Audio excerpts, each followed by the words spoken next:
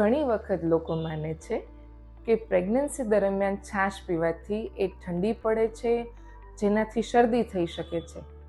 તો ઘણા લોકો માને છે કે છાશ ગરમ પડવાથી અબોર્શનનું રિસ્ક રહે છે, જ્યારે ઘણા લોકો એવું કહે છે કે છાશ પીવાથી પ્લાસેન્ટા એટલે કે મેલી મોટી થઈ જાય છે, જેની ઇફેક્ટ બાળકના ગ્રોથ પર થાય છે.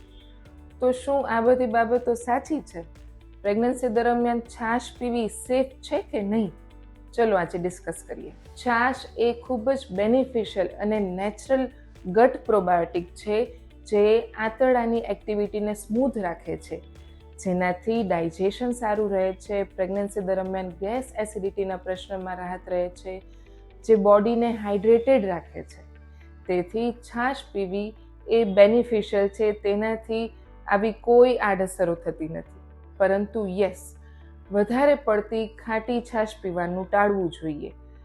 તેમજ ઘણા લોકોને છાશમાં સોલ્ટ એડ કરીને પીવાની આદત હોય તો આવું એડેડ સોલ્ટ પણ રિસ્ટ્રિક્ટ કરવું જોઈએ. જો તમને લેક્ટોઝ ઇન્ટોલરન્સ હોય તો તમારા ડૉક્ટર સાથે ડિસ્કસ કરીને તમે મિલ્ક પ્રોડક્ટ યુઝ કરી શકો છો. તેમજ બહારની અનહાઇજેનિક અને વધારે પડતી મસાલાવાળી છાશ પણ અવોઇડ કરી શકાય છે.